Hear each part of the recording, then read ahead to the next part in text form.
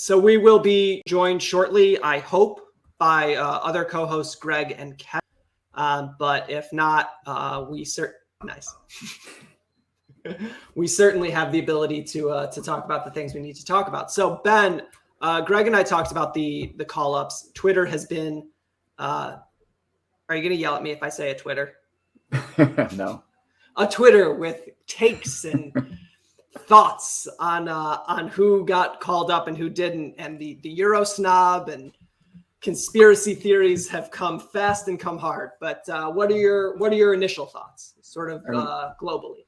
The only thing that feels worth being quote unquote upset about is Brooks, because the rest of it really is just kind of arguing around the edges. The Brooks, it wouldn't have shocked me if Brooks didn't start, because he hasn't looked great lately, and maybe you don't want to risk that against Mexico, and especially since, I don't know, I think there are tea leaves to be read that say the U.S. is going to try to press real high and hard against Mexico, and that's not really Brooks's thing. It's not his thing. No, doesn't but like it. Not to have him on the team at all is pretty surprising. And so, because our community has issues with nuance and discussing things in a realistic way, the sort of ire and hatred went straight at Walker Zimmerman for reasons that are unclear, because he played fine last window, and Mark McKenzie hasn't played 2 games since September. Right. But so I think the John Brooks thing, especially the statement that he put out. I don't know if you saw that. Yeah, I did. That to me, I was like, okay, you didn't call him up, fine. The fact that he apologized after all that, that made me nuts. That was like, I'm pissed at Taylor Twellman at the moment, but what are we doing here? Yeah, honestly, the only reasonable explanation I've seen or heard in this case, I haven't actually finished it, but I was listening to the Scuffed pod earlier, and Velasquez did bring up an interesting point that pretty much Brooks only ever plays in these 2-game windows. He only ever plays 1, and if you're not going to start him against Mexico, maybe you just don't bring him. You know what I mean? Because he's always hurt. He's got the bad back, whatever. So maybe if you aren't going to play him against Mexico, you just save the travel. So it's not saying he's the 6th center back on our depth chart. It's just saying, he hasn't been in great form. He's not going to play. Why drag him over here when, he's got a new coach and all those sorts of things. So again, it's not the decision that I would have preferred, but I don't know. Maybe there's some sort of realistic explanation for it. Kevin, welcome. Hello, gentlemen. Hey, wondered what you looked like. Now you know. So Kevin, we were talking about John Brooks being left off the roster as being the only sort of egregious decision. Like Ben said, we've talked about in the past that people in our community get super pissed about the edges. And it's like Roldan versus De La Torre, or Leggett versus Julian Green. Although I didn't see a lot of Julian Green love this time. Sure. He's not playing for the worst team in the Bundesliga, so not a real strong case these days. That didn't stop people before. People love bringing up Julian Green. It's like people's favorite thing, but. So I think that theory, the Scuffed theory, that John Brooks was only ever going to play 1 game and you don't need him conceptually against Jamaica, and you're going to press high against Mexico. So fine. But to me, the big problem is that the inherent disrespect of the whole thing, right? It's like John Brooks comes to camp if John Brooks wants to come. And based on the statement he put out, I don't get that that's the sense. Yeah, that statement. I mean, it didn't seem like he called up Greg and said it didn't feel like it. It's only 2 games, and I don't want to run around. I don't want to chase the ball against Mexico, so I'm going to stay home. And I don't think he's ever had – I never got the vibe from the guy that he didn't want to play or that he wasn't a gamer. He's always all in. I've never thought that there was any attitude or, didn't feel comfortable or always willing, whenever he was called to show up.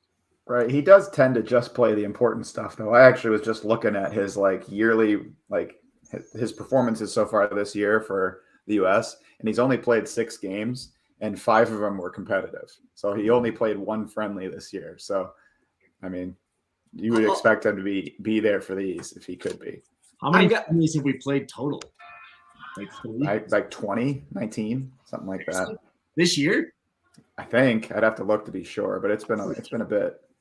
I think like a counterpoint to that though is up and until maybe the last camp or two, really the emergence of Miles Robinson and maybe Chris Richards maturing, it was always Brooks was our guy. And if we started Brooks in those friendlies, the outcry would be, oh, we're not learning anything about the pool and this and that, the other thing. So there may be a bit of that also where he didn't play, not because I don't believe in the internet. That is true.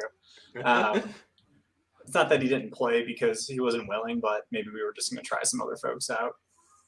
So I think that the thing with John Brooks as like the ultimate gamer, like he shows up when we need him and only when we need him, you know, late career Kobe Bryant style, where it's like, I'm not playing against the freaking Kings. Sorry. Like I'll show up and play 30 in games that matter, but I'm not traveling to Sacramento. It's like Shaq sitting on the bench for like the Cavaliers all regular season. And then like, you know, game 3 of the first round, he's like, all right, let's see if I got 10 minutes in these knees tonight. Basically LeBron's last 4 years. Yeah. Kawhi Leonard generally. Mickelson's golf schedule. I mean, once he turned 38, he old. Yeah. Yeah, like you can take him out. So I think that it does, like you said, I think that it does portend to like a certain stylistic theory against Mexico. So we'll circle back to the American team in a second. I just want to go over the team that we are playing from Mexico because they released their roster. And there were a couple names that were expected to be there that are not. There was a report a couple of days ago that a goalie named Ochoa would be in this roster. There is not the guy reported. So, and also notably, Diego Lainez appears to still be hurt. He was working back to fitness, and you know, I hope he's healthy just in time to play other teams. Right. But you know, also notably, we have maybe a right back injury issue and a certain right back not on this roster. Again, not saying, just saying. So looking at this roster, like what do you guys think? I mean, this is certainly a first choice roster among people available. You know, Raul Jimenez back in the side. I think for the first time since the injury. Was he in there in October or is this his first time back? I think this is his first time back. Yeah. So we'll get you know, with no qualifications outside of Diego Lainez, who didn't even start for them the last time we played, a first choice roster, and all of the sort of the jokes about, you know, Funes Mori being 35 and worse than Pepe. Well, Raul Jimenez is not worse than Ricardo Pepe. Got a pretty nice goal last weekend. Yeah. I'm glad that he's physically fit and had obviously a pretty rough injury. It's unfortunate that he's physically fit just in time for us, but here we are. Yeah. You know, I think that he should probably, you know, stay on the shelf for another game. He can be ready to go against Canada. I did see John Arnold put out a tweet. Basically, he thought the weakest part of the lineup is their center backs because Nestor Araujo is apparently out for yellow card accumulation, so they're going to have to play at least one center back that maybe isn't like their first choice. So maybe that works in our favor if we really are gonna go Gold Cup final and try to press them again. I wonder if they're without Nestor Araujo, I wonder if they go to a true 4-back, because you know how they do that, like sort of modified with Edson Alvarez, where he plays super removed as a 6. Almost, well, that's like one of the options, I think, is dropping him back just into center back. And that would be a huge win for us because he's good. Yes. And he controls yes, he controls the game really, really well. Yeah, MMA is going to have their hands full this time. Do we think that we're going with MMA? I don't know. I mean, I think so, but Berhalter has been very complimentary of Mr. Busio, so we shall see. Is there any point in us even trying to suss out lineups at this point? Every time we try and get a handle on what Greg's thinking, he's like, It's still better than Klinsmann, where it was like 11-sided die, throw him out there. Yeah. See, although there was a fun part of Klinsmann where Klinsmann behaved sort of like he was playing a video game, and like you know how in a video game you can be like, oh, my best players in this game available are 5 center mids, so I guess we're going, or 4 center mids, so I guess we're going with a diamond formation today. And you're Sort like, by pace and put them out there. yeah, like have we ever Right. played that before? No, okay. Like at least we know generally what we're gonna like line up in. Although this would be a fun game to like try out the 4-2-3-1. Like actually go for it, whatever. I mean the 5-0-5.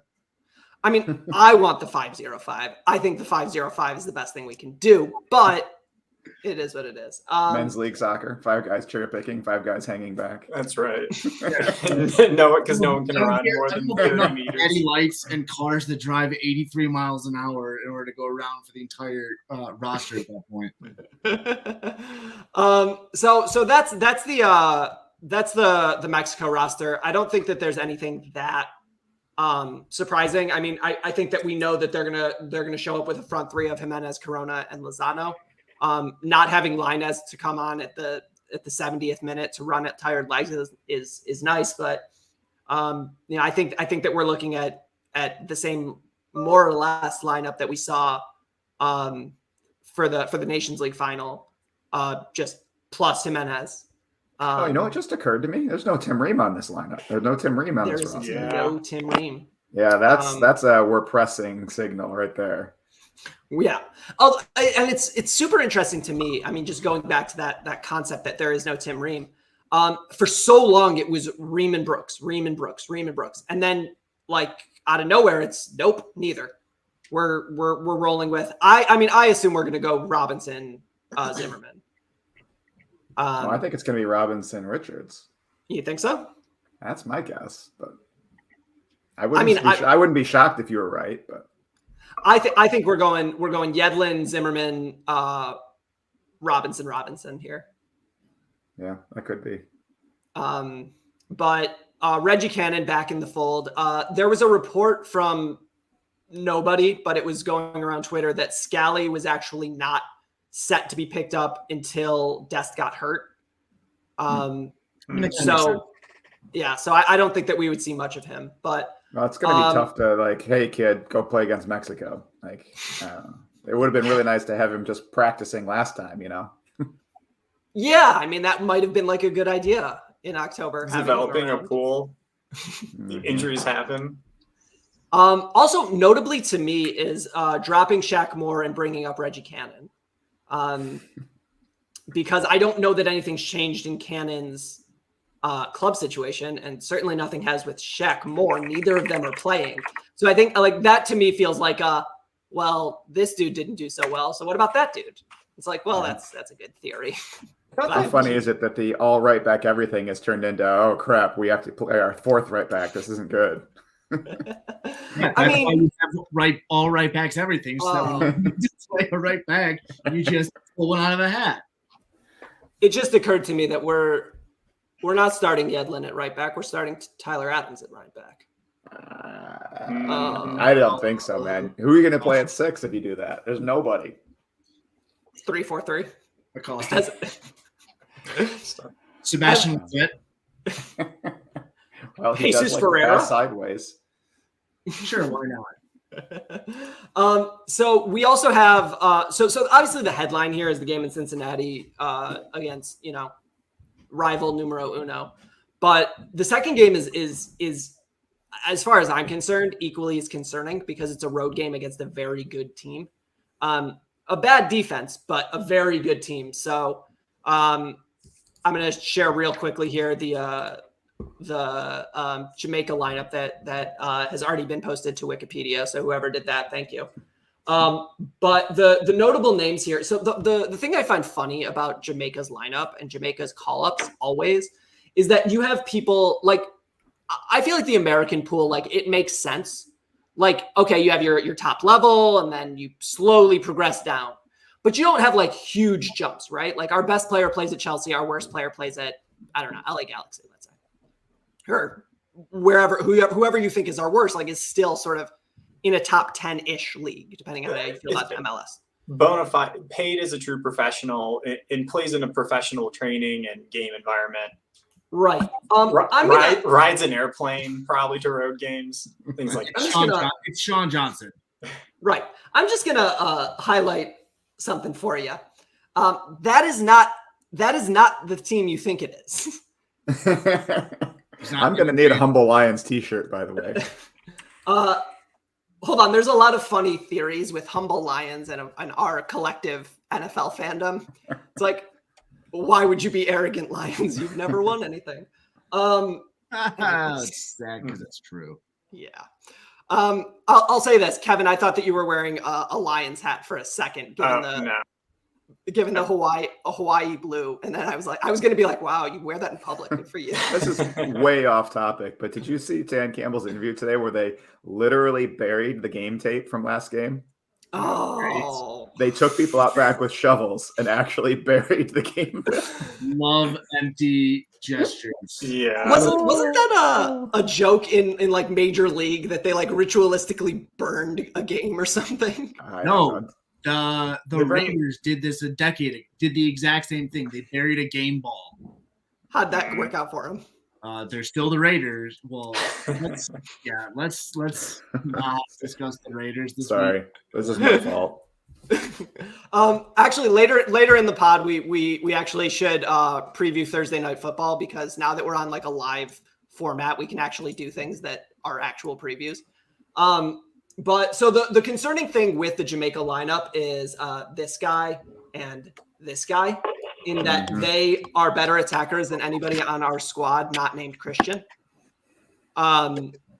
So I think the big concern with the Mexico game is, do we have the center backs to hang with Antonio, and are our fullbacks ready to defend against Leon Bailey? Bailey's not playing much for Aston Villa.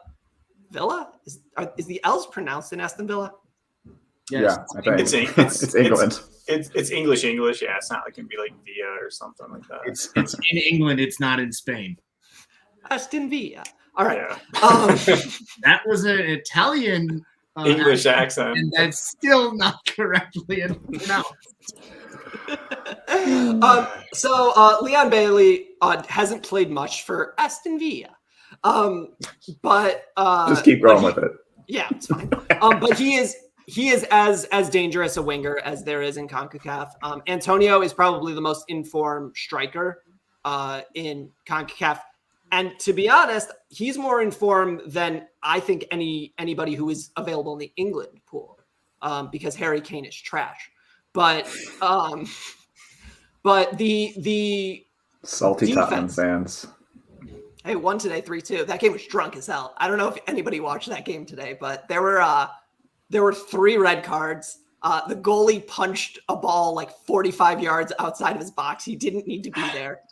It was nuts. But anyway, so this team I think is very good, and I think that we could be in line for sort of like a Big 12 style game, because their defense, as good as their attacking players are, their defense is bad. I think that their best defender is probably Elvis Powell, who plays for the Union.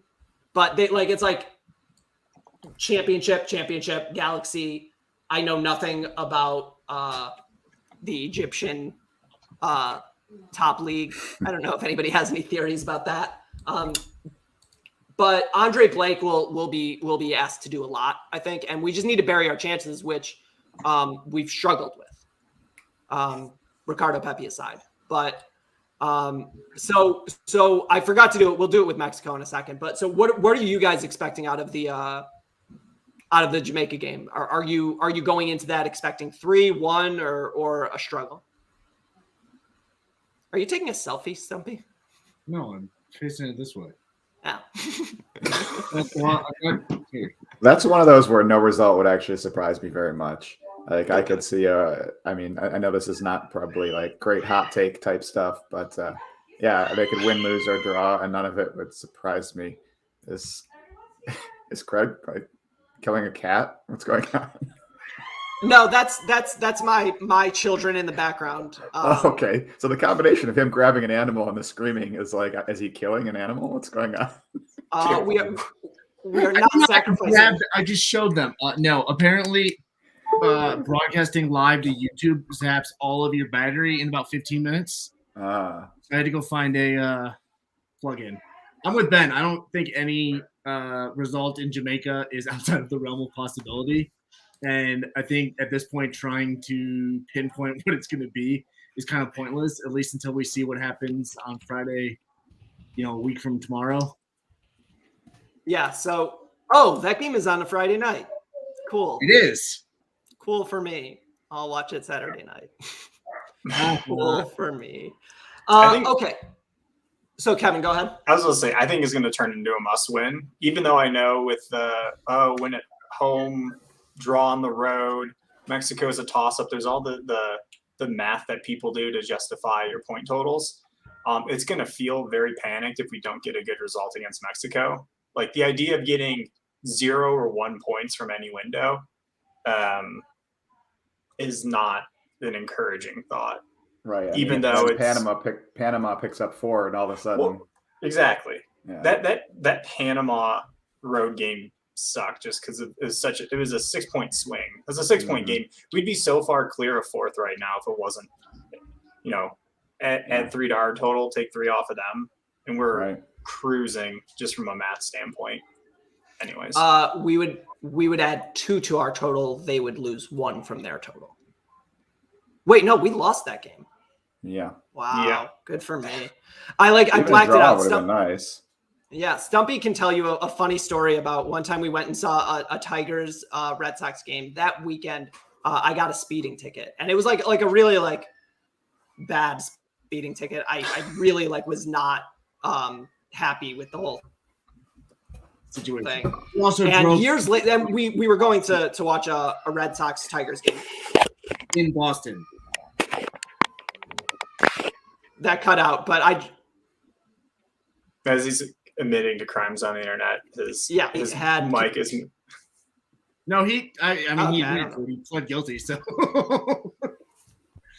we drove from Detroit to Boston and back in 3 days to watch a Tigers Red Sox game, and it took him legitimately 3 years to wrap his mind around the fact that the Tigers lost the game because they blew a lead in the 8th, and he just fugue state around the 5th.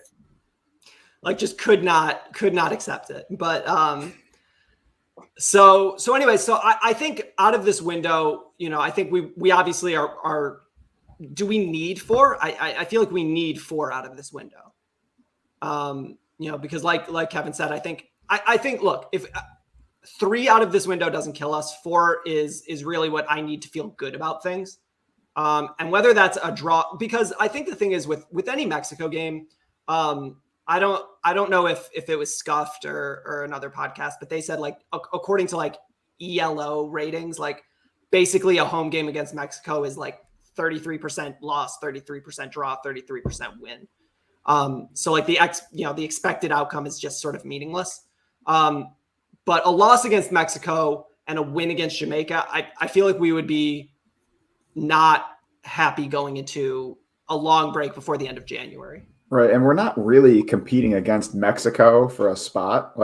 They've got a spot.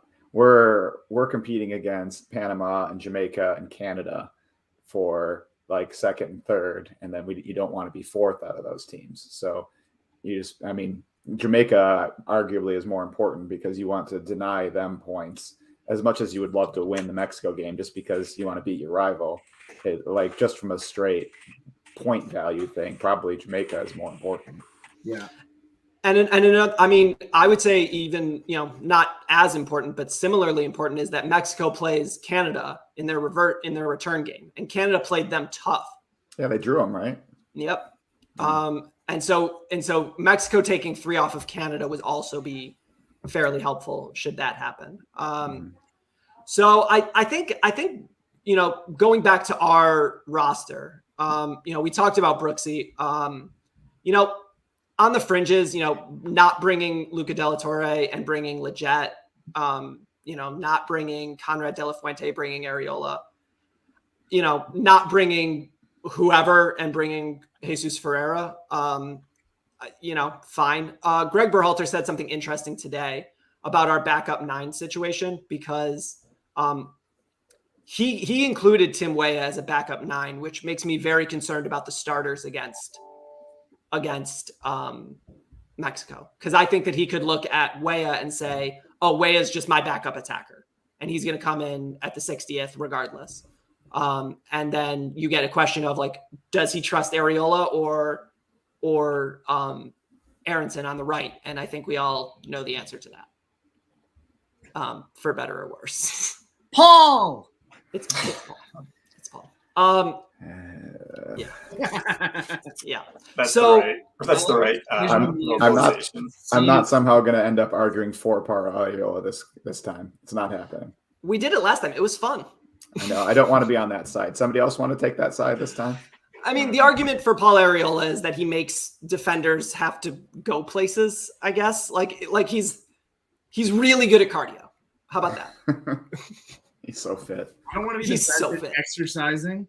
Do we just absolutely assume that Pulisic's not starting against Mexico? Probably. I mean, I think you got to see how many minutes this weekend he gets for Chelsea. I mean, maybe if he gets 45, you can stretch him. But I think if he's getting 20, 30 again, that's probably about what you're going to get from him. At least especially if you want to press. Yeah. Yeah, I think that I wouldn't be shocked if we're seeing an Aronson Areola starting pair. Right. Somebody tweeted out like a stat today. It was like the most successful pressures by, I don't know, attackers in the Champions League, or I don't know. I forget the exact whatever, but Aronson was very high on that list. He was like top 5, top 10, something like that. So he's like, that's his jam. He's good at that. And it's a useful skill, especially if Edson Alvarez is playing as a true center back, as opposed to his sort of modified center back 6 thing. Right. And I don't mean to bring this up all the time, but like when we beat Mexico in the Nations League, we basically beat them because Weston McKennie is good at set pieces. When we played them pretty much dead even, I'd say, in the Gold Cup final. And the chances we created in that game were off of creating turnovers from pressure. Like Paul Areola couldn't finish that one off the post, but like we created 2 or 3 like legit scoring chances from pressure, and we didn't really create any open play chances in the Nations League. So I think that's the thing, is that it's you go out there, you tell your team, look, we're pressing high, we're gonna roll with it because that's our game. And this group, without Pulisic, without Reyna, without Dest, those 3 are the guys who create things out of nothing. Mm-hmm. So it's like the I don't remember who coined the term, but like the theory of American soccer for a really long time was run fast, try hard. And I think it might be returning because our technical ability right now is playing 20 minutes, hurt. Is there a chance though that with the strength of this team quickly has turned into its midfield? Is there a way that we just kind of churn them to death with the ball or winning the ball back? Winning the ball back, yeah. I don't think any of those guys are great possession guys, but they are, they'll press the hell out of you and, run you down. That's what I'm interested to see is, all right, we're not going to have the attacking pieces that we want. It's a home game. You want to win it. But I am curious if there were long stretches in the Nations League final where Mexico just sat on the ball and you couldn't really do a whole lot about it. And they moved it around pretty easily. And that's kind of how you watch Mexico play a lot of teams, even if it's 0-0 and it's some weird game against El Salvador, you turn it on, you're thinking, oh, it's a tight game. Well, no, it's Mexico.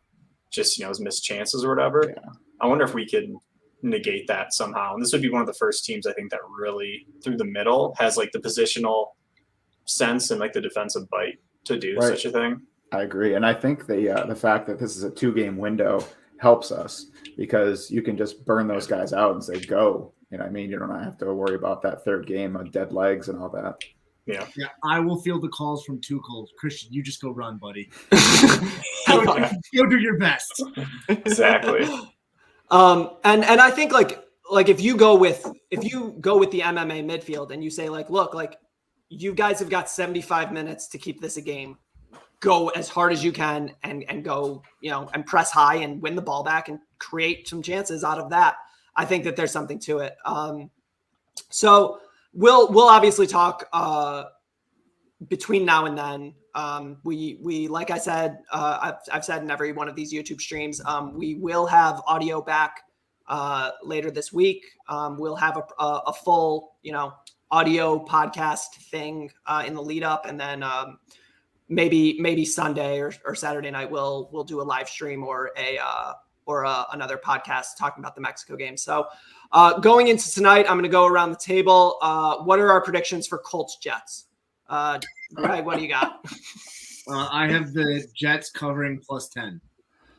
So the line is +10. Mike White is starting. I think it moved up to +10.5. It was at one point 14.5. So Mike White is apparently worth 4 points. Kevin, what do you got? I've got next to no, game specific knowledge. So I'll just take the Jets with the points. It seems like a big spread. They're all professionals. Unless they play for the Lions, they're not going to give up. Honestly though, what is it? 6 days ago, that statement would be absolutely insane talking about the Jets. But Mike White is such a gamer that you can't. Kid's a gamer. You can't bet against him. You can't stop him. You can only hope to contain him. Yeah, exactly. He's not Zach Wilson. Ben, what do you got? I've got Michael Carter starting in a flex spot, so we're gonna say throw the ball to him and let him run the ball a lot. We talked about this on the stream yesterday with Nick, but the fact that the Jets now have gotten to the point where you can stack Jets is really stupid. And so what I'm going to say is that what Greg doesn't remember about his newfound Jets love is that we play each other in fantasy football this week, and I'm starting Michael Carter against him. Oh, fuck. I'm starting him in 3 leagues, so I guess this is what has to happen. So I think the Jets not only cover, I think that they win. I think Jets outright on the back of Mike White throwing for 500 yards because nothing matters and gambling is stupid and highest career quarterback rating of all time. I'm just hoping Mike White is a preview of the coming Tim Boyle season. Tim Boyle Renaissance coming. Right. Is he? No, he's not even on the rock. It's Jordan Love season, and then the backup is they flew in Boyle is on the Lions. Oh shit. Take off the D hat. I was gonna say they flew in Blake Bortles. He left the golf course. He left on the 8th hole. Bogeyed the 8th hole. Was like fuck this and went and signed with the Packers. They had they called him. He was on the golf course, and I got to say something about this. Blake Bortles took a call on the golf course, and I got to tell you, unacceptable, Blake. I don't care who's calling. Get to the 9th hole. Be a professional. To go be an NFL quarterback, I'll make an exception for picking up the phone call while golfing. That problem with picking up the phone with golfing. Bring a speaker. Let's rock out to this. The only golf courses I go to are public courses. I'm mostly listening to music. You go to courses where you shirt and shoes are optional kind of places. Dude, I played Muni in St. Louis where that was true, and it was amazing. Yeah. I played at a course in Orange County where there was a guy just literally off of the back of the golf cart was bumping music. Yeah, it was fun. One of my friends in Charlotte used to play hardcore rap on his he'd bring a Bluetooth speaker, he played it, and he belonged to one of the nicest country clubs in Charlotte, and they were finally you can't do that. It could be. That's when I knew I needed to find a new country club. I worked at a golf course, and I've literally had the conversation where I'm like, you can play today, but do you think you could wear something with sleeves next time? That's always a fun Yeah, conversation. It influences No. their swing. Yeah. You don't want those friction points in It's there. like LeBron. Sleeves, and everybody thought I was a moron. It's like LeBron used to, like when he would play and he had plain sleeves, he would just like rip them off, and so he had room. But given the classiness of this chat and how we don't believe in sleeves on the golf course, which I think is now a podcast opinion. I don't believe in sleeves, period. Bill Belichick over here. So I think now is probably as good a time as any. Go follow the folks at Touchline Fracca. They are technically our partners. I don't really know what our relationship is with them, but we're cool with them. They're fun folks. Business Daddy. Wait, we're getting paid now? In breakfast tacos. Oh, okay. Yeah, so if you want to go out to LA, you can get your payment. So Worth it. Kevin just scheduled like 6 flights, blows $1,500, but he gets 15 breakfast tacos every year, so fucking worth it, man. Hey, I've got Southwest vouchers from all the flights that keep canceling on me. There you go. All right, so go follow those folks. Thanks so much. We will be back on Sunday with a podcast, or Monday. The podcast will be released. There will be another podcast released on Thursday. Intermittent YouTube streams as people are available. So make sure to subscribe here, and subscribe on Apple Podcasts, Spotify, all the other stuff. Make sure to follow everybody in the chat. Find Ben at halfspaces.com, but also at BL Herald. Kevin doesn't believe in the internet because he lives in the woods in Colorado. We don't super really jealous, by the way, Kevin. Very jealous. We all aspire to that. So thanks so much, guys, and we will see you next time. All right. Bye, guys. See you.